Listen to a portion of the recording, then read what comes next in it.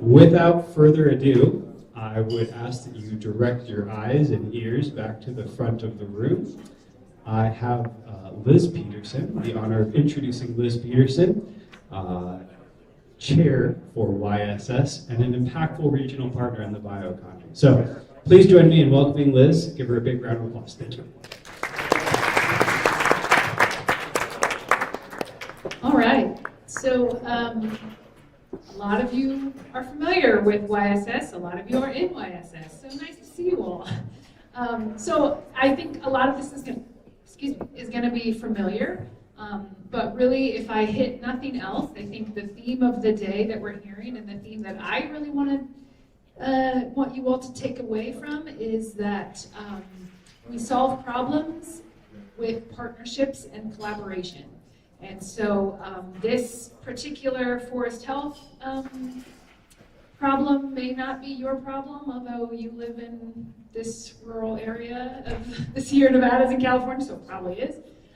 But I just want to encourage you that if this isn't necessarily relevant to you, please take away the fact that we are stronger together, and that when we build partnerships, amazing things happen. So let's see here. All right, so a little bit about Tuolumne County. If you don't know, it's about 55,000 people. It's about 1.4 million acres of land. It's got quite the spread of elevation from 1,200 feet all the way up to 13,000 in elevation. We are the headwaters for the Stanislaus and the Tuolumne rivers, which feed ultimately into the delta. And we have 2 federally recognized tribes. Thank you to Chicken Ranch Rancheria for hosting today, one of our 2 federally recognized tribes. Another thing about Tuolumne County is that it's 77% public land, and that is primarily like that 75% of 75 of the 77% is federally managed, Stanislaus National Forest and Yosemite National Park. And so, with that in mind, the county has had a huge interest since its existence in how the federal lands are managed, because it has a direct impact on how our communities experience life, really. I mean, from air quality to fire resilience, we talk a lot about, or fire risk, to all kinds of things.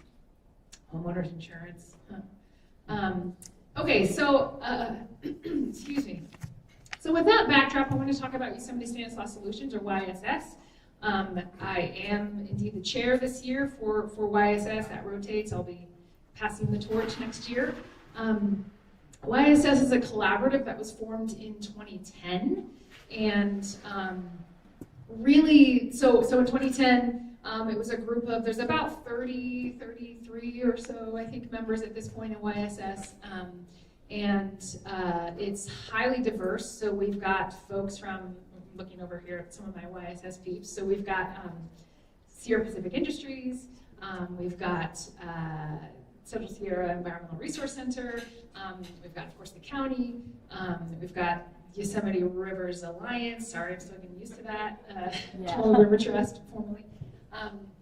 And all kinds of, we've got recreation folks and all kinds of folks in between who are interested in how the forest is managed. And specifically, there was some strong alignment in YSS after the rim fire in 2013, because I think we all kind of realized, by we all, I mean our various interest groups, you could say, we all realized that we all have an interest in how the forest is managed, because it all ultimately affects the same thing that we care about. Like a healthy forest means quality watershed, and it means owl habitat, and it means rangeland, and it means recreation opportunities and tourism. And so really it was the rimfire 2013 that kind of brought this alignment together in YSS among common goals. So the common goals of YSS is that we are interested in restoring and maintaining healthy forests and watersheds, fire-safe communities, and sustainable local economies. And we do that using science. and a science-based approach. And so we, as much as possible, try to focus on where there is science and data that supports ultimately the goals that we're trying to achieve with a healthy forest. All of that has developed or has become over the years some established trust, and it took a long time, I think, for us to build that trust, and we still continue to build it, and it's a daily thing. But you can imagine, and those of you who are a part of it in one way or another, it can be tricky at times to maintain that trust. But it looks like a lot of communication and collaboration and working together. And one of the most important things about YSS is that we focus on things where we have common alignment or agreement. We do not focus on, we don't even really talk about those areas where we don't share agreement, because there certainly are areas where we are not in agreement or are not in alignment that we focus on, which ends up being the majority of kind of forest health activities end up being things that we do all have alignment on and agreement on. So those are the things we talk about. The other things we let our various kind of interest groups do their thing. So YSS formed in 2010, kind of coalesced in the rimfire in 2013. Ultimately, what that led to was the county, Tuolumne County, again, back to 78% public lands, a huge interest in how those public lands are managed for the sake of our county residents and our visitors. And so the county signed a Master Stewardship Agreement, which is just an agreement with the Forest Service, the Stanislaus National Forest, in 2018. And really what that agreement says is it gives the county the authority to do land or to do forest management activities on the Stanislaus National Forest. And all of that is on behalf of YSS. So the county is the official partner with the Forest Service, but everything we do is on behalf of YSS. I should have mentioned too, I work at the county. I'm the deputy county administrator, so it's sort of this dual role in overseeing our forest health program, but also acting as the chair of YSS. So the partnerships, it's the county, of course, and then Yosemite Stanislaus Solutions, because what we do on their behalf. And then Yosemite Rivers Alliance, TRT. So the county contracts with Yosemite Rivers Alliance to do all of our project management. So the projects that the county actually implements on behalf of YSS on the forest are managed on the ground by Yosemite Rivers Alliance. And then, of course, private industry is one of our other key partners. We cannot do what we do without the private industry, and we are so fortunate in Tuolumne County to have the private industry that we do, the wood products industry, as well as the loggers in the woods and the folks who do mastication, and all the way to the land surveying, which you might not even realize how much of a beast that is, but it is a hugely important component of forest projects, and all kinds of other folks in between. So those are the partnerships that make the Master Stewardship Agreement, but really make the Forest Health Program with YSS a success. Okay, so this is what we're working on right now. And so you heard a little bit about Cerro earlier. The county is one of the implementing partners with the Forest Service on Cerro. So we've got Cerro 1, original or whatever, and then Cerro 2.0. So the pink is the original Cerro, and then the green is Cerro 2.0, and the Stanislaus landscape boundary is that orange there. So it's about 245,000 acres, and that really, the cool thing about that is you can see it's not just in the forest, so it goes all lands. So down into even the local responsibility area, definitely the state responsibility area. So Cerro is about 118,000 acres, Cerro 2.0 is about 160,000 acres, and so we are partnering with the Forest Service to help implement the variety of treatments that are happening in Cerro. And then this is the other big hat that we wear in the county's Master Stewardship Agreement, a forest health program on behalf of YSS. We can never forget about the rimfire and the work that frankly still needs to be done there. This is an old map, admittedly, so Randy, don't get on me about it. So we are doing still fuel reduction work. Because the rimfire was in 2013, the fuel in the areas where there was not reforestation, natural reforestation, the fuels have grown quite large. And so if we want to go in and do reforestation, which we are still planting trees, in the rimfire burn, we have to do a whole mastication fuel reduction project first. So it ends up being kind of two projects when we apply for grant funding. So we're doing fuel reduction, we're also doing significant reforestation, and then not so much us, but we're doing some preparation and supporting the Forest Service to do plantation thinning in the rimfire burn. So those are our two sort of big main focus areas right now, is implementing fuel reduction work in Cerro, and then doing the restoration work in the rimfire footprint. Okay, so this is just some numbers I put together. So we currently have 6 supplemental project agreements, or SPAs they're called, with the Forest Service, so that's under that umbrella master agreement. And those are all for different kinds of activities that we're doing, but all focused again on the fuel reduction.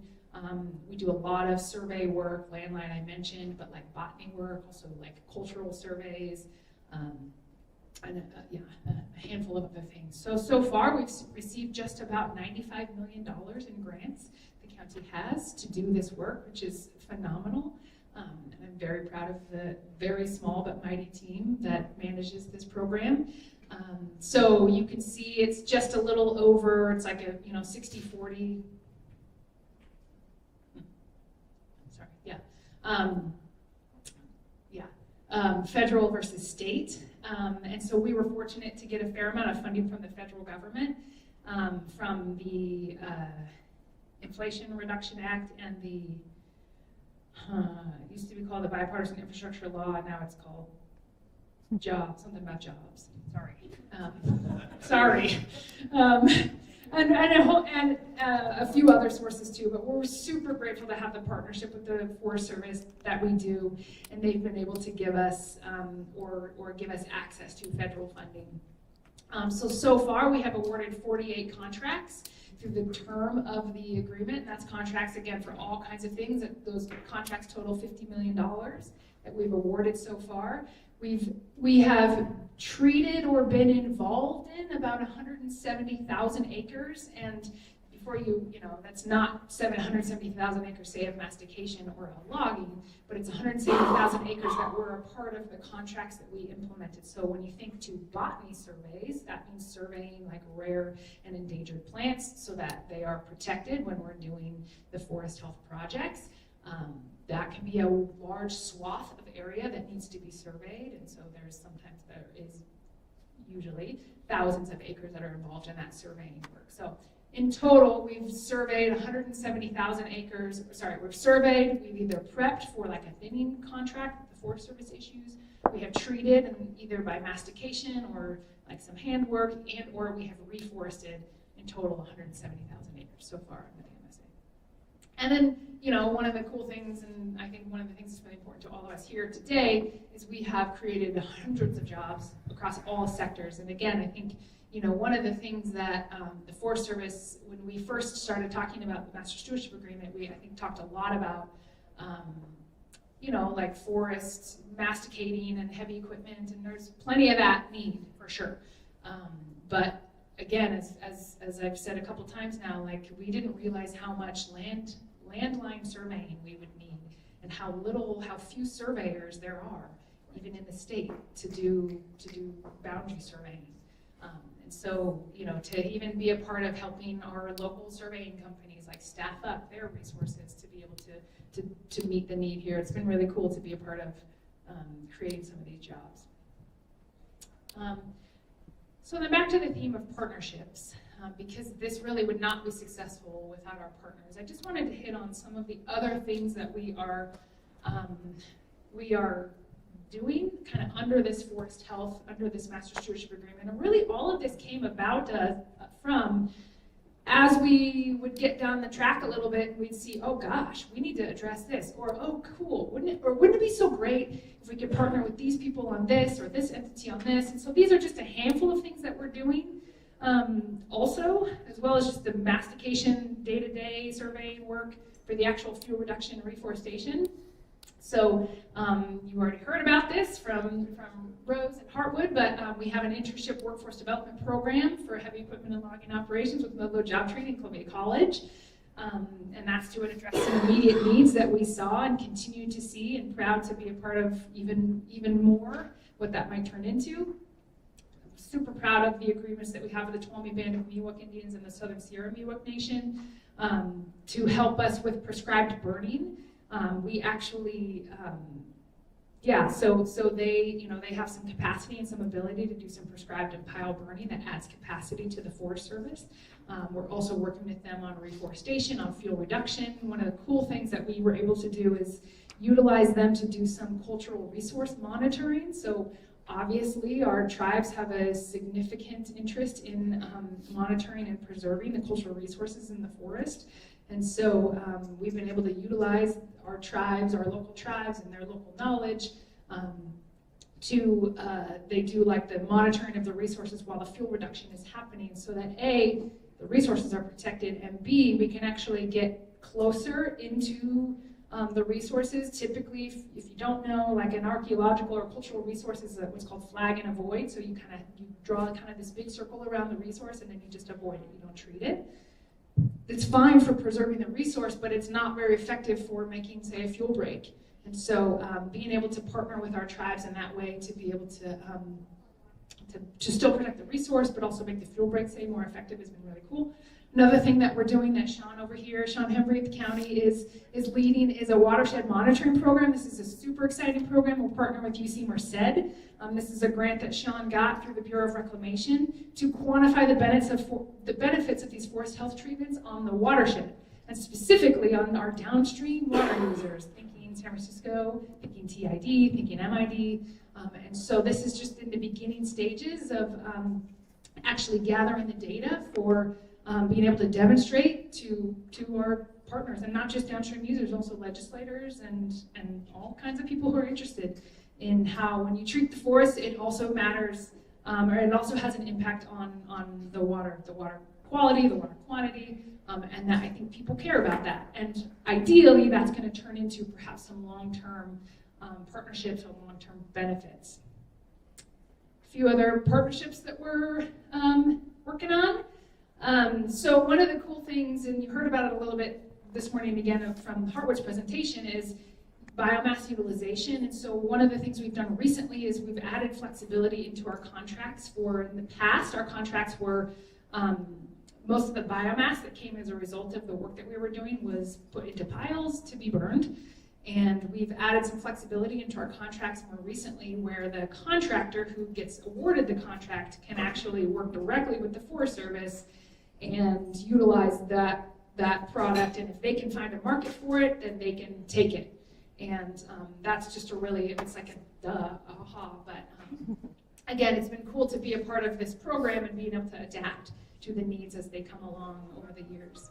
Another cool partnership that we've, again, Sean Hembry here at the county has taken lead on, is that we are doing a targeted grazing pilot project, specifically working with the UC Cooperative Extension and local grazing permittees. We've been using digital fencing. I don't know if you're familiar with that, but it's electronic collars that go around cows in this case, and it's similar to a electronic fence maybe for your dog, but you can keep the cattle in a certain area, and you can, there's all kinds of amazing benefits to it that have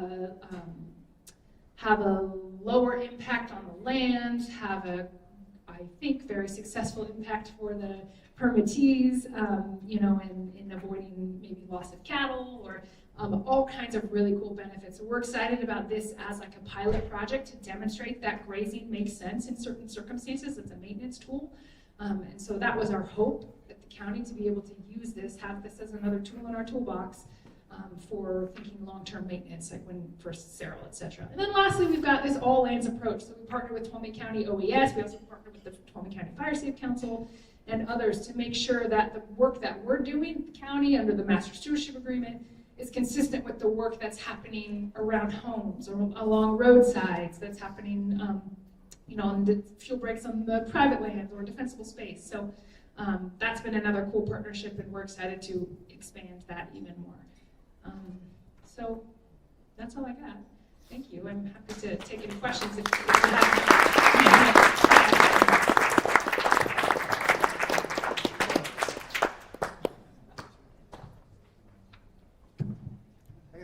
All right, first question right now. Could you explain what SERL means? Yes, sorry. What does it actually mean? Yes, so SERL stands for Social and Ecological Resilience Across the Landscape. It's just a term for making the landscape more resilient to catastrophic fire. Yeah. Can you give an example of that?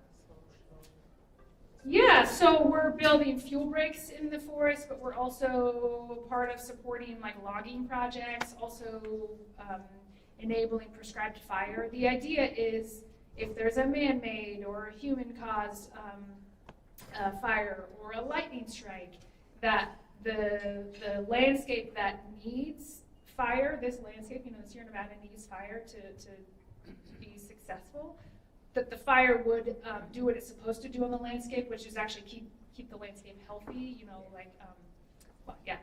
instead of the fire becoming catastrophic as we've seen over the last few decades. Is there money attached to that program? So there has been, yeah. So the federal government, there was some pieces of legislation that were associated with the Stanislaus landscape was one of the identified as the 10 priority landscapes. This was a couple years ago. And so across the country, and so we were recipients of a fair amount of federal funding to help implement the work. Yeah.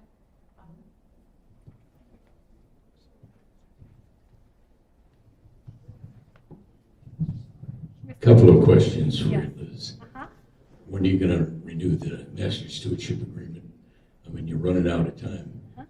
When are you going to renew it? So we renewed it, I think it was last year. So it goes through 2038. Okay, good. Now, is it the same terms as you had on the first one? In what way? Well, you got up and you said that, you got all these grant money and about 60% came from the feds and 40% came from the state. Yes. Well, the deal with the feds was 20-80. We got 20 and they got 80. They're behind. Yes. It's still those same terms, yes.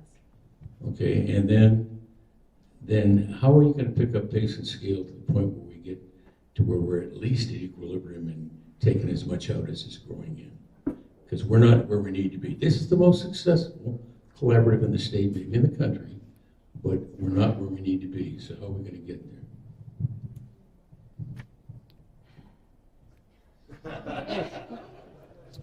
Your comment has been noted.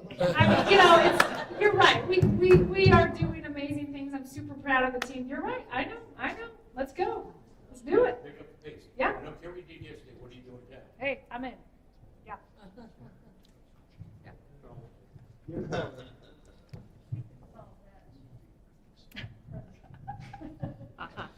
How much are the grants diminished by the prevailing wage? Well, yeah, that's a real problem. So from AB 338 is a piece of legislation that passed like a year ago, 2 years ago, state legislation. We're still kind of working through that. This says that, and there's some vagueness, lots of vagueness around the language, so we're not sure that it will actually apply. But it generally speaks to prevailing wage would be required to be paid on fuel reduction projects.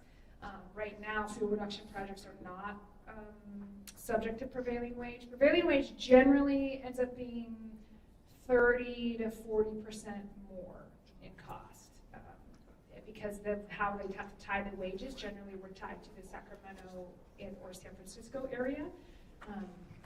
So yeah, it's definitely a concern. It's definitely something we're tracking right now. I'm not sure it's going to be a thing because, like I said, there's some weird language in there that.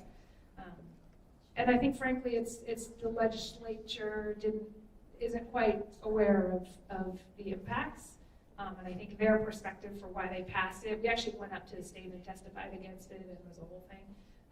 I think their perspective of why they passed it was not relevant to what we're doing, but could potentially have an impact.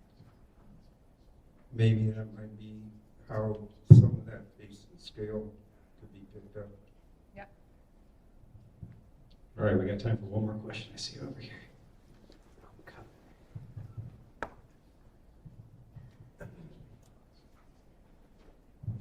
Just curious what the horizon looks like for continued or discontinued federal funding given the budgetary situation at the national level. Yeah, I think I mean, definitely less. We're not going to get these influxes of federal funds like we got the last couple of years. Those were like once in a lifetime things, I think. We've talked a lot about so perfect world, we design projects that pay for themselves because because there could potentially be some element where there's some offsets. Yeah, but yeah, exactly. Yep, no, totally. I totally agree. And so that's why I said perfect world. I think the reality is there's going to be a mixture of, definitely there's some state funding opportunities. I mean, Prop 4, we'll see what happens with that.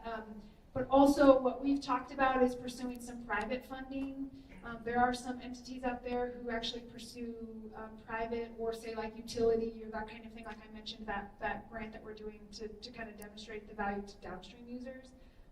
But yeah, I mean, it's certainly a concern for how we continue with the pace, knowing that the funding isn't as ample as it once was. But we'll figure it out. All right. Well, again, thank you, Liz. Such great information and just great work going on.